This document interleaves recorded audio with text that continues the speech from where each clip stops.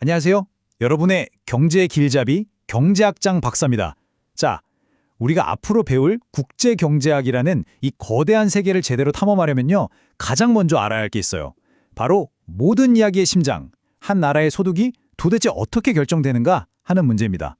오늘 저랑 같이 그 비밀의 문을 한번 활짝 열어보시죠. 바로 이 질문! 이 질문이 사실 모든 거시 경제 이야기, 특히 국제 경제학의 진짜 출발점이라고 할 수 있습니다. 아니, 정부가 돈을 조금 썼을 뿐인데 나라 전체 소득이 막 몇 배로 불어나는 마법 같은 일, 이게 과연 어떻게 가능한 걸까요? 오늘 이 원리, 제가 여러분들 머릿속에 확실하게 각인시켜 드리겠습니다. 오늘 우리가 함께 탐험할 지도입니다. 거시경제의 심장부터 시작해서 아주 단순한 모델을 만들어보고 그 다음엔 오늘의 하이라이트인 승수효과의 마법을 알아볼 거예요. 마지막엔 이걸 현실 세계로 확장해서 여러분에게 새로운 경제 렌즈를 딱 장착시켜드리겠습니다. 자, 그럼 출발해볼까요? 우리가 앞으로 환율이 어떻고 무역 분쟁이 어떻고 국제 금융 위기가 어떻고 이런 엄청난 이야기들을 할 거잖아요. 근데 이 모든 게 결국은 한 나라의 소득, 그러니까 우리 국민들의 주머니 사정에 어떤 영향을 주느냐, 바로 이 문제로 귀결됩니다.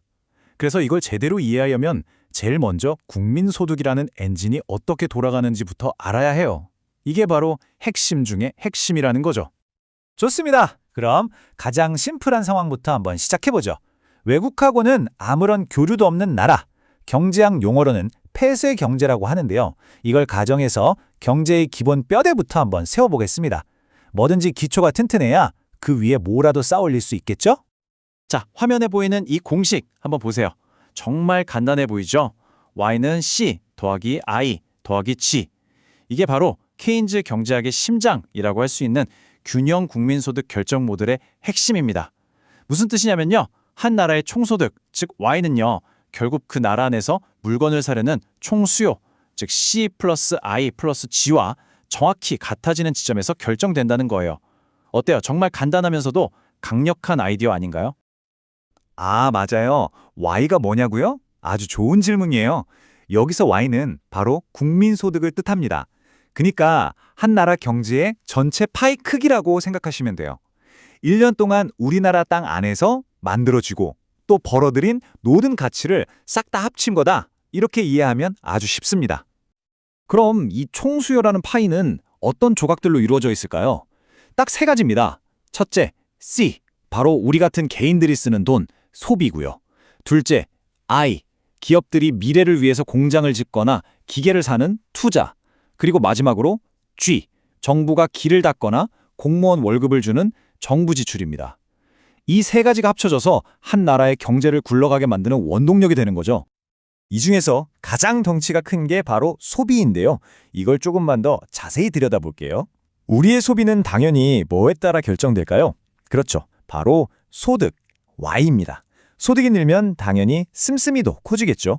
여기서 아주 중요한 개념이 하나 튀어나오는데 그게 바로 소문자 C, 한계 소비 성향이라는 겁니다. 아, 그거 정말 좋은 질문이에요. 한계 소비 성향. 말이 좀 어렵죠? 제가 아주 쉽게 풀어드릴게요. 이런 거예요. 만약에 여러분이 알바에서 100만 원을 더 벌었다고 쳐요. 근데 그중에서 80만 원은 맛있는 거 사 먹고 옷도 사고 나머지 20만 원은 저축을 했어요. 그러면 여러분의 한계 소비 성향, 즉 C는 바로 0.8이 되는 겁니다. 추가로 번 돈 중에서 소비에 쓰는 비율, 어때요? 간단하죠? 자, 이제 드디어 오늘 설명의 하이라이트입니다. 경제학이 왜 재밌는지 보여주는 진짜 마법, 승수효과에 대해 알아볼 시간이에요. 어떻게 작은 조약돌 하나가 잔잔한 호수 전체에 거대한 파문을 일으키는지 그 원리를 지금부터 보여드리겠습니다. 이 그래프, 이게 바로 그 유명한 케인즈의 교차점 다이어그램입니다. 정말 중요하니까 집중해 주세요. 자, 먼저 원점에서 쭉 뻗어나가는 45도선이 보이죠? 이 선 위의 모든 점들은 소득 Y와 수요 D가 똑같은 지점들이에요. 그리고 약간 완만하게 올라가는 D곡선, 이게 바로 총수요 곡선입니다. 이 두 선이 딱 만나는 점 A, 바로 저기서 이 나라의 균형 국민소득 Y1이 결정되는 겁니다. 자, 여기서 질문. 만약에 정부가 경기가 안 좋으니까 돈을 지만큼 더 쓰기로 결정했다고 해봐요? 그럼 어떻게 될까요? 네, 바로 총수요 곡선 전체가 그 지만큼 고스란히 위로 평행 이동을 하게 됩니다. D 곡선이 D 프라임 곡선으로 점프하는 거죠. 바로 여기서부터 진짜 마법이 펼쳐집니다. 정부는 분명히 지지, 예를 들어 1,000억 원만 썼어요. 그러면 상식적으로 국민소득도 딱 1,000억 원만 늘어나야 할 것 같잖아요. 그런데 만약 나라 전체 소득이 5천억 원이 늘어난다면요? 아니, 어떻게 이런 일이 가능할까요? 잠시 한번 생각해 보세요. 다시 그래프를 한번 보시죠. 수요 곡선이 위로 올라가면서 새로운 균형점은 B가 되고 국민소득은 Y2로 늘어났습니다. 자, 이 부분은 한번 쭉 확대해서 볼까요? 어때요? 정부가 처음 쓴 돈의 크기, 즉 DG의 폭보다 최종적으로 늘어난 소득, 즉 Y1에서 Y2까지의 이 거리, DY가 훨씬 더 큰 게 눈에 확 들어오죠. 바로 이게 바로 승수효과입니다. 자, 그럼 이 마법 같은 현상을 숫자로 보여주는 공식이 뭐냐? 바로 이겁니다. 1 나누기 괄호 열고 1 빼기 C. 여기서 C는 아까 우리가 배운 한계 소비 성향이죠. 이걸 좀 더 재밌게 비유해 볼까요? 혹시 캡틴 아메리카 아세요?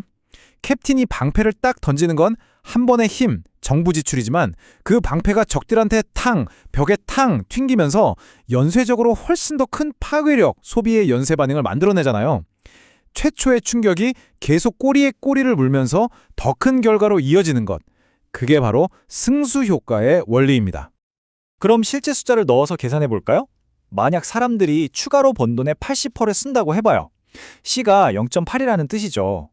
그럼 공식에 넣으면 1 나누기 1 빼기 0.8. 이건 1 나누기 0.2니까 정답은 네, 바로 5가 나옵니다. 이게 무슨 뜻이냐면요. 정부가 1,000억을 쓰면 국민소득이 무려 5배, 5천억이 늘어난다는 뜻이에요. 정말 놀랍지 않나요? 자, 지금까지는 우리나라 혼자만 있는 세상을 가정했잖아요. 근데 현실은 완전 다르죠. 이제 우리 모델을 현실 세계에 맞게 업그레이드할 시간입니다. 수출과 수입이 있는 개방 경제로 한번 확장해 보겠습니다. 이제 진짜 국제경제학의 세계로 들어오신 겁니다. 환영합니다. 짠! 공식이 조금 더 길어졌어요. 근데 전혀 겁먹을 필요 없습니다. 아주 상식적이에요. 우리나라 물건을 외국인이 사가는 수출, X. 이건 당연히 우리나라에 대한 수요니까 더해줘야겠죠? 반대로 우리가 외제차나 아이폰을 사는 수입, M은 우리나라 수요에서 돈이 바깥으로 빠져나가는 거니까 당연히 빼줘야 합니다. 그래서 X는 더하고 M은 빼는 거예요. 간단하죠? 그런데 여기서 정말 중요한 변화가 생깁니다. 개방 경제가 되면서 아까 그 마법의 공식, 승수 공식도 살짝 바뀝니다. 자, 분모를 한번 자세히 보세요. 못 보던 알파벳 M이 하나 추가됐죠? 이게 바로 한계 수입 성향이라는 건데요. 소득이 늘 때 수입품을 사는데 얼마나 더 쓰는지를 나타내는 비율입니다. 아니, 근데 왜 승수가 더 작아지는 걸까요? 그 이유는 바로 누수 때문입니다. 돈이 샌다는 거죠. 정부가 돈을 풀어서 우리 주머니가 두둑해져도 그 돈의 일부가 국산차 대신 벤츠를 사거나 제주도 대신 하와이로 여행 가는 데에 쓰인다는 거예요.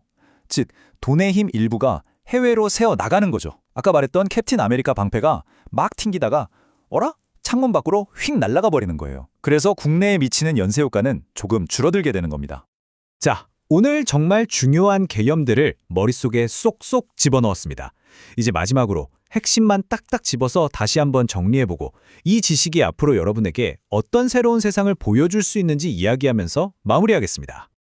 오늘 설명의 핵심 딱 3가지입니다. 첫째, 한 나라의 소득은 결국 총수요가 결정한다. 둘째, 작은 지출 변화는 승수효과라는 마법을 통해 몇 배 더 큰 소득 변화를 일으킨다. 그리고 셋째, 수출입이 있는 개방 경제에서는 수입이라는 누수 때문에 그 효과가 조금은 줄어든다. 이 3가지만 제대로 기억하셔도 오늘 여러분은 경제학의 거인으로 한 걸음 더 나아간 겁니다. 여러분, 국제경제학이라는 산이 굉장히 높아 보일 수 있습니다. 하지만 오늘 여러분이 내디딘 이 작은 한 걸음 한 걸음이 오늘 배운 승수효과처럼 증폭되고 또 증폭돼서 세상을 보는 여러분의 시야를 정말 어마어마하게 넓혀줄 겁니다. 절대 포기하지 마세요. 마지막으로 여러분께 질문 하나를 던지면서 마무리할까 합니다. 이제 여러분은 승수라는 아주 강력한 렌즈를 하나 장착했습니다. 앞으로 뉴스에서 정부가 추경 예산을 편성했다거나 반도체 수출 실적이 사상 최고다라는 소식을 들을 때 단순히 그 숫자만 보지 마세요. 그 숫자 너머에서 쿰틀대는 거대한 파급 효과를 한번 상상해 보세요. 세상이 훨씬 더 입체적이고 흥미롭게 보일 겁니다. 지금까지 여러분의 경제길잡이 경제학장 박사였습니다. 감사합니다.